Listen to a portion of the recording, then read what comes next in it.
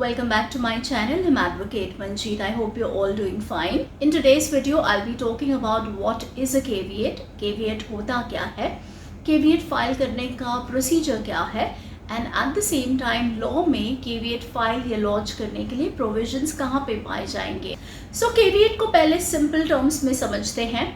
Caveat एक तरह का नोटिस, एक तरह की एप्लीकेशन होती है जो आप कोर्ट को दे सकते हो, रिक्वेस्टिंग द कोर्ट कि जो ये केविएट फाइल कर रहा है उसके अगेंस्ट कुछ भी एक्शन ना लिया जाए, या कोई भी एक्शन लेने से पहले जो ये केविएट फाइल कर रहा है उसे एक मौका दिया जाए, उसे सुना जाए, उसके बाद ही कोई भी ऑर्डर या कोई भी प्रोसीडिंग्स इनिशिएट की जाए.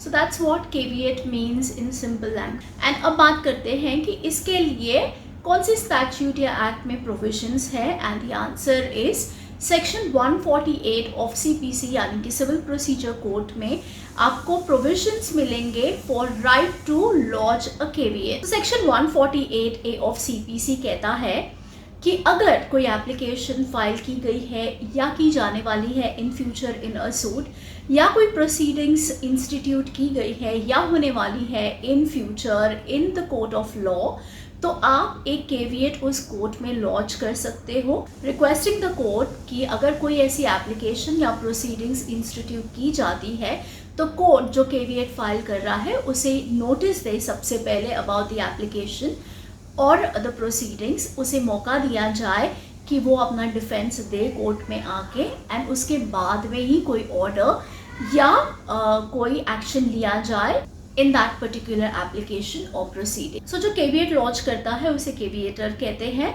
And to understand this better, let's say जो कि एप्लीकेशन या प्रोसीडिंग इंस्टीट्यूट कर चुका है या करने वाला है in future, let us call that person as the applicant. So caveat launch करने के बाद में केविएटर की रिस्पॉन्सिबिलिटी होती है कि ये केविएट फाइल किया गया है इन द कोर्ट, उसकी जानकारी, उसका नोटिस वो एप्लीकेंट को दे through RPAD, that is registered post acknowledgement due. Now caveator के थ्रू ये नोटिस ऑफ द केविएट मिलने के बाद में एप्लीकेंट की ये ड्यूटी होती है कि उसने अगर कोई एप्लीकेशन फाइल की गई है ऑलरेडी, या प्रोसीडिंग्स इंस्टीट्यूट किए गए हैं या करने वाला है, या जब भी वो करता है उसकी नोटिस वो केविएटर को इमीडिएटली दे.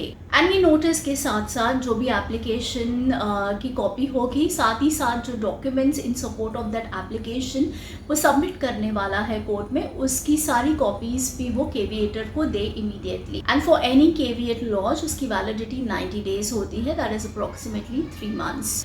एंड ये जो मैंने बात की कि एप्लीकेंट केविएटर को एप्लीकेशन और सारे डॉक्यूमेंट्स की कॉपी फर्निश करेंगे, this all would be at the expense of the caveator. Caveator को उसका एक्सपेंस बेयर करना होगा. Now let's just understand this with an example.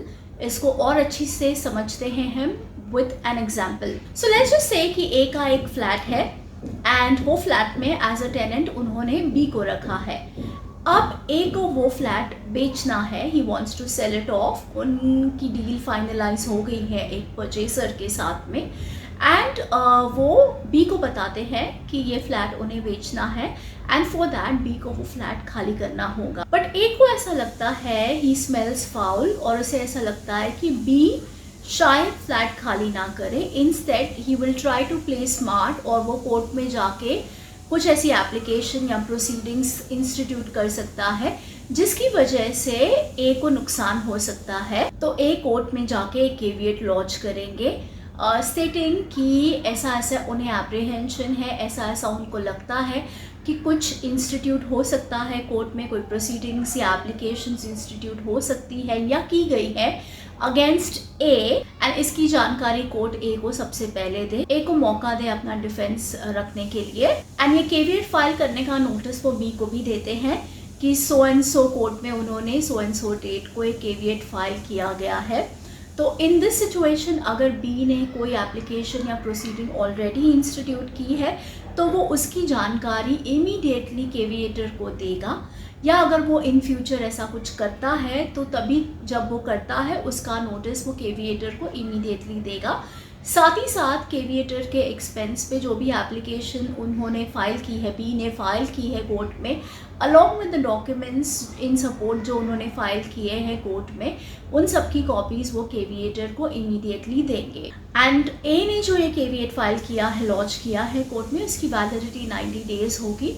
यानी कि ये जो केविएट ए फाइल करते हैं, आफ्टर 90 डेज़ वो एक्सपायर हो जाएगा। तो फॉर एग्जांपल अगर ये 90 डेज़ में बी ने ऐसा कुछ एक्शन या ऐसा कोई एप्लीकेशन या प्रोसीडिंग इंस्टीट्यूट नहीं किए है एंड 90 डेज़ ख़त्म हो गए हैं, बट 90 डेज़ ख़त्म होने के बाद भी ए को ऐसा लगता है कि बी ऐसा कुछ कर सकता है इन फ्यूचर, तो वो एक केविएट अगेन लॉन्च कर सकते हैं कोर्ट में। So it actually renews it. तो एक केविएट की वैलिडिटी 90 डेज़ है, वो 90 डेज़ ख़त्म हो गए। अगर आपको दोबारा से केविएट फाइल करना है तो आप कर सकते हो एंड अगेन उसकी वैलिडिटी 90 डेज़ रहेगी। So that's all I have for you guys in this video. आप मेरे चैनल को सब्सक्राइब कीजिए, वीडियोस को शेयर कीजिए एंड लाइक कीजिए।